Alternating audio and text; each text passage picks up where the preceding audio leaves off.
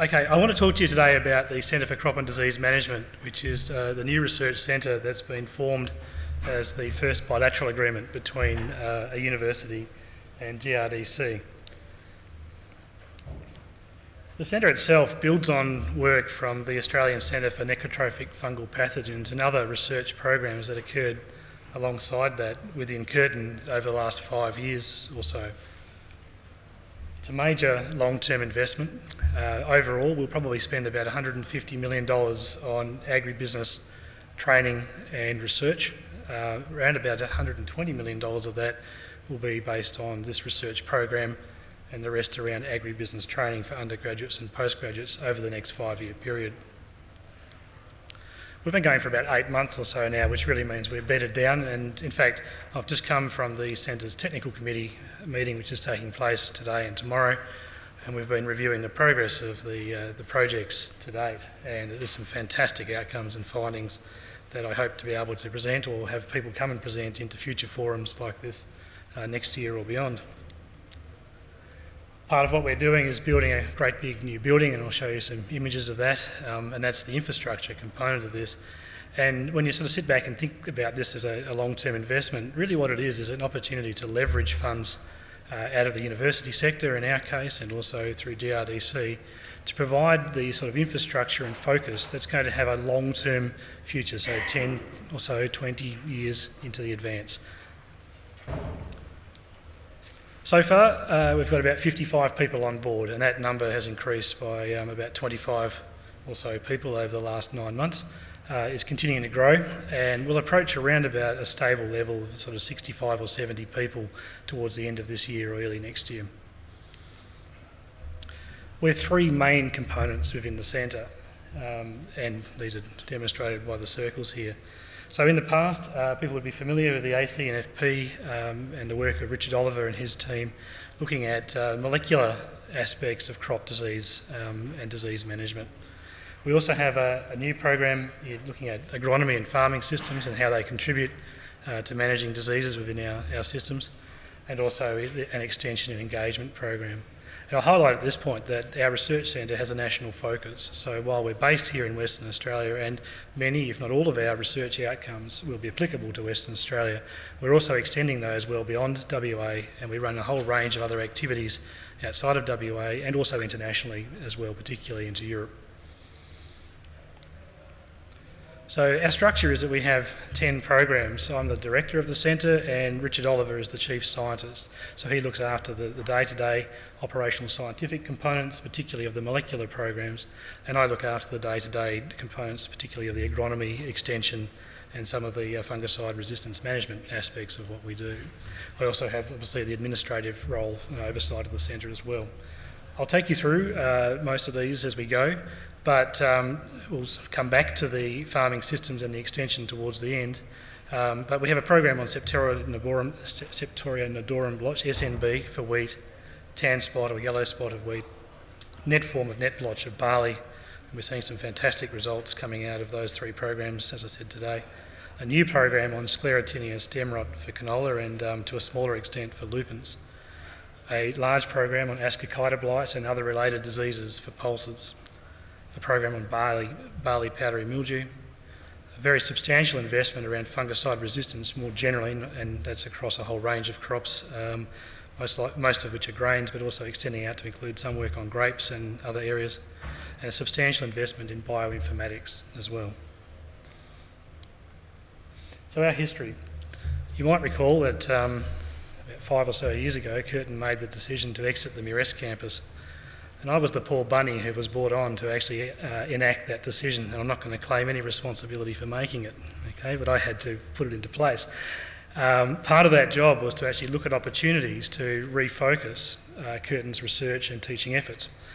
And so I spent about 4 or so years doing exactly that. That included relocating its agribusiness program down to the Bentley campus, where, by the way, the agribusiness program is alive and well. It's growing rapidly, and we've got record numbers of students coming in. So it's going very, very well in that particular location. We've consolidated our teaching and research activities, and we had to make some difficult decisions around what we weren't going to do relative to what we were going to do. And in conjunction with the National RD&E framework, to focus our effort into the things that we thought that we could do best. And for us, that was looking at plant fungal diseases and essentially everything except for rusts. So we put our foot forward into the National RD&E framework, which is a federal government initiative that was taking place at the time, and identified that that's where we wanted to play. And in doing so, of course, we identified that we didn't want to do some things. So we don't work on abiotic stresses, for example, because that's where UWA does really well. Crop nutrition, again, for the same reasons. We don't work on pastures and we don't work on animal production because Murdoch University does that really well. And so we're quite happy to say what we're not doing as much as what we are going to do. And being part of a centre like this and seeking these sorts of levels of co-investment require exactly that sort of decision making. So at the end of the day, we created an outcome which I think was is going to hold us in good stead for the future. But of course, building buildings and that sort of thing on its own and getting dollars to do research means not a great deal, unless of course you've got the right people there as well. And we're very, very lucky that we've got a fantastically vibrant and young team. Okay, so these are people who are reasonably early in their career, who've proven their worth scientifically, and proven their capacity to go forward and create good research. By the way, when I refer to a young team, I don't necessarily refer to Richard and or myself in that, but refer to everybody else. And in essence, the structure that I've created within the centre allows each of our team leaders to operate with a reasonably high level of independence. So they've got the capacity to partner individually with other organisations within their own program. They've got the capacity to identify the people that they want to work with and the teams that they wish to develop, and they can create those links independently, or they can create them as part of the broader aspects of the organisation. So they've got a great deal of freedom to operate and a huge amount of support. A lot of what I do within the centre is actually focused around the development of those team leaders and the people who work below them, and we're essentially trying to generate the next generation of research leaders for the future, and that'll be an outcome of this research centre. We're closely linked with the undergraduate and postgraduate undergraduate training program, so most of our staff have some aspect of teaching into the undergraduate agribusiness program or environmental biology related teaching program somewhere else within the school and department. It's very important to retain that because, quite frankly, it keeps it real, and it also means that we get the next generation of young folk coming through from their degree, going through to do their honours or PhDs, and then moving into some form of research role into the future. That's our new building, and it's not particularly impressive. In fact, this photo was taken last week, and this week it's much more impressive because there's a big pile of steel sitting on top of that bit of concrete. It's going to look like that at the end of the day, and that's about a 3 and a little bit storey building, and it's almost all laboratory. So it's about 4,500 square metres of lab space, and that's predominantly what we call PC2 lab space. So it's the sort of laboratory space that we can have a high level of containment for pathogens, or we can do the molecular biology and genetic manipulation that we require to not just do our research, but also to do research which is looking a little bit over the horizon, that where pathogens may go into the future, or where we may be developing more resistant plants into the future. We also have what's called a PC3 component in this building, which is the upper floor of the building. Those labs have a much higher level of containment, so if, for example, we want to increase the pathogenicity of a particular strain, we can do work within that environment which is almost completely enclosed. Now we're talking spacesuit type of level of enclosure, very, very high levels of containment, so that we can make sure that we have a high level of security and not run the risk of those sorts of pathogens ever being released. It's one of a few of these sorts of facilities that relate to plant pathogen research within Australia, and it's a fantastic resource to have here based in Western Australia. This is another potential diagram. The building that we're building here is phase 1. Curtin has plans to build around this and to add on to this. So while in the first instance we've leveraged about $20 odd million into this bilateral agreement in terms of infrastructure, this building is going to cost us about $55 million to complete, and we're already looking at plans as to what we might be able to do to increase our lab and agricultural research capacity around this. Agricultural research has become one of the top few priorities for Curtin going forward. Okay, so they're really putting their dollars behind those decisions, and that's fantastic. So looking at some of the research, and I'm just going to flick through these because we don't have a huge amount of time, and I've got through half of it already. We have programs looking at SNB, Septoria, Nodorum, Blotch, and yellow spotted wheat. And these are largely molecular-based programs that are chasing what we call effectors. Now, an effector is a protein. It's a compound that's released from the pathogen when it comes into contact with the plant. And these are tricky pathogens because they can't function unless they kill the plant tissue ahead of their infection. So these pathogens are like a toxin. They'll kill the tissue and then allow the fungus to grow. And so we've identified, and a large amount of the work that we've done to date is around this identification, a series of these particular effectors. And then we can use those quite efficiently for breeding and selection of breeding going forward. So if you look at the outputs of our research going back over the last 5 or 8 years, this is largely where those outputs sit. It's the development of these proteins, identification of them, and then passing those on to breeders to allow them to more effectively breed for resistant crop varieties. And I'll show you some results on that in just a moment. Breeders can use these and they can tell almost immediately whether or not the crosses or the progeny of the crosses that they're looking at are going to have a level of resistance to a particular pathogen going forward without necessarily even having to have that pathogen involved in that particular test. So it's a very, very efficient and rapid way of screening new cultivars. And so we can identify resistant cultivars, whether they are existing or whether they're coming from breeding programs, and we'd estimate that at the moment that's saving our industry nationally about $80 million a year. So that's the existing outcomes of our research to date. And of course we're looking to push this a lot further forward. As I said, I've just come from a meeting where we're looking at, in the case of a yellow spot of wheat, up to 40 different putative effectors that we're going to be selecting from to help aid our breeding programs into the future. Now, obviously, of those, there will only be a few which will actually be effective and efficient, and also the same thing for Septoria and Nodorum as well. So a whole range of new compounds that are moving through the system that we're going to be able to provide to breeders in the future, in a not too distant future, to aid in the selection of better crop varieties. This team, which consists predominantly of Casey Tan and Caroline Moffat as the team leaders, were listed as the finalists for the Eureka Prize in Agriculture last year. In fact, they were just pipped at the post by the team that's doing all the work on the high water use efficiency wheat. I'll tell you what, if you're going to be beaten by someone, that's the team to be beaten by, so we're very proud to come second to them.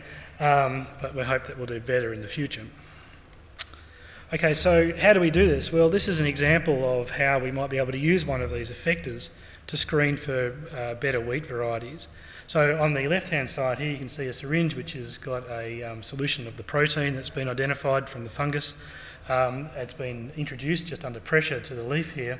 And then for a sensitive variety you can see the development of necrosis there. And for the insensitive varieties the necrosis doesn't develop, and it's as simple as that.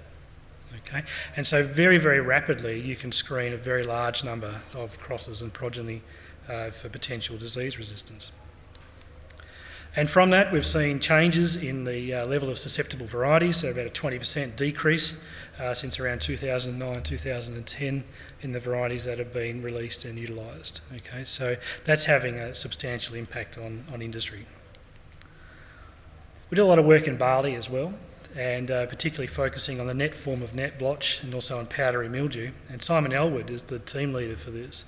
We're looking for durable disease resistance genes, and in fact, again, looking at the data that was presented today, in terms of remaining resistance to these fungal pathogens in barley amongst the varieties that we have currently, we're down to about the last gene that's imparting resistance. Okay, so the fungal evolution is occurring so rapidly, and the changes in the evolution is indicating that looking at the populations that Simon's screening as within the last few months have indicated we're down to pretty much the last threshold step to lose resistance within most of those current preferential varieties. Okay, so same sort of thing, looking at the interaction between the pathogen and the host, and we don't have well identified effectors just yet, but we have a lot of putative effectors that are moving through very rapidly in this space. But we do also understand longer term and more broad spectrum disease resistance from the genetics of barley as well that we have the opportunity to seek to introduce. But this work's progressing, it's progressing well, but it's just a little bit behind the work that's being done on the wheat. As I mentioned earlier, we've got a new program around canola and Sclerotinia, and this is a program that's going to fit within a fairly broad landscape of disease-related research for canola nationally, and takes, to an extent, a similar approach. We've got components of genetics within this, breeding and also fungicide selection, new and more improved fungicides in order to control Sclerotinia. But a key outcome here is to provide resistant germplasm where possible. We have a large program on pulse pathology and genetics, and led by Judith Lichtenberg. And the issue here, of course, is that there's a loss of confidence around pulses, in particular in WA, particularly field peas. It's really pleasing to see that in a couple of weeks' time some of the thought leaders in the state are coming together to give some more general thought to some of the constraints around pulse production in Western Australia. I understand that's part of a more national process as well, and we need that. We need to understand what the limits are beyond just the diseases, and while we're very happy to continue to work on the diseases, the solution to this is going to be well beyond just new varieties. We need to consider our whole supply chain. So how are we doing that? Well, we've got a fantastic network around Judith and her team. In fact, she's overseas at the moment at a pea genome meeting in Spain. And so we have national and international links there. So we're bringing information back from overseas as quickly as we can. And we're looking for any novel sources of resistance that we can find. We're screening the pathogens, looking at the pathogenicity shifts within those wherever possible, and seeking to develop management strategies. But by crikey, this is a difficult area. Okay, we need to get this right, and we need to think about not just the pathology but also the broader issues around agronomy and the supply chain related issues for pulses. Okay, one of our other large areas, and I see this as potentially as one of our most rapidly growing areas of research, centres specifically around fungicide resistance. So in this team, with Fran Lopez as the team leader, we're out there tracking for fungicide resistance. We're looking to understand the interactions between fungicides and the pathogens. We're particularly keen to seek to understand changes in resistance, and when I put the question alongside a colleague from Bayer to Fran yesterday and said, well, just what are you finding? If you had to summarise what you were finding out there in the field in terms of fungicide resistance across the different diseases that you're looking at, which ones are worse? Which ones are you finding resistance in? His answer was, we're finding resistance in absolutely everything. The only ones we haven't found fungicide resistance in are the ones that we haven't measured. Okay, so this is something that's a major issue for us. It's a rapid change. It's the co-evolution of the fungicide in response to the pressure. The fungus in response to the pressure of applying fungicides. It's not a surprise from that point of view. I mean, the numbers stack up to indicate that this will happen and should happen. But it's something that we need to develop management tools, and that's what Fran is really centred on. So he's looking for tools to detect fungicide resistance in the field through a range of different assays. He's looking to test new fungicides and new actives where they become available and to contribute to their use and the discussions around pre-registration and such things. And also to provide up-to-date advice on sort of how to handle or develop anti-resistance management strategies through rotations or through IPM or other formats. Okay. Our 10th program, and as I said, I'll come back to the two relative new ones before I finish, is in bioinformatics. Now, the question becomes one of what is bioinformatics? Well, first of all, it's not statistics.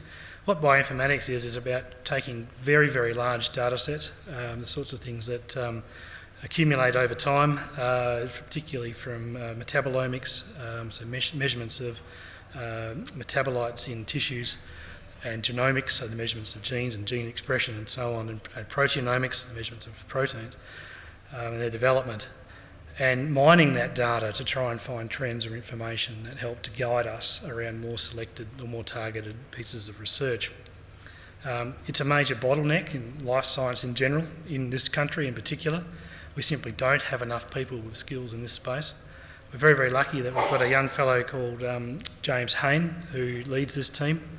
And his role is to not so much do bioinformatics analysis, but to develop new tools and techniques that allow the analysis to be done in a very highly and efficient manner. So we look to develop whole genome resources. So these are the sorts of people who will put together an entire genome or parts of a genome of either a plant or a disease. looking at software and techniques to do that and do that better, and then understand the evolution or the changes of the fungus as it is exposed to rounds of different fungicides and other pressures. So that's to understand how its pathogenicity would change with time. And to help to predict the sort of genes that help to code for either the pathogenicity or resistance type of aspects of what we do. Okay, so I'm almost finished and I'm just about out of time. Yep, okay, so we're getting there. We have a new program in farming systems which has three projects based around agronomics, economics and also education. Part of what we're seeking to do there is to develop better and early detection techniques and management strategies for different diseases. Part of it is to look at optimal management packages, and I'm particularly interested in the post-fungicide application recovery phase. So let's assume that we don't have resistant plants. How do we deal with those that are sensitive, and particularly how we get the best following the application of a fungicide, for example. Data mining out of variety trials and other forms, and also looking at economics. So we've just brought Amir Abadi across from DAFWA, who's joined the Curtin team, and will remain with at least some of a foot in the DAFWA camp as well to create the link between the teams, and we welcome his involvement, particularly around the economics in this space. We hope to develop better strategic, so longer term, and also some short-term operational outcomes that are going to help support the industry here. We have another program which is very much around extension, and there's a whole range of tools and techniques that they will use, and in a moment I'll invite you to participate in some of those going forward. One of those is the Stop the Spot campaign. Now, many of you will have seen this. In fact, around about 200 or so of you have contributed samples in the last 12 months to this process. Of the 200 or so who contributed samples, I'm pleased to say 190 of you correctly identified that you had yellow spot in your paddock, and we've been able to isolate that and look at the pathogenicity of your particular yellow spot isolate on your property, and you'll be getting a letter of advice back to you on that reasonably soon. We have another program called Mildew Mania, and this is aimed specifically at your children. So this is for Year 9 and Year 10 kids, and helping them to understand fungal infections and understand the genetics and the molecular biology aspects of that. And this is an amazingly successful program where we've hit something in the order of 12,000 kids since 2011 who now have a better understanding of fungal diseases and crops and food security. And we have a new newsletter called The Spotlight, and if you wish to visit our website or if you wish to email me, I'll make sure that you are registered for that and you'll receive that going forward. And that is the end of my talk. Thank you.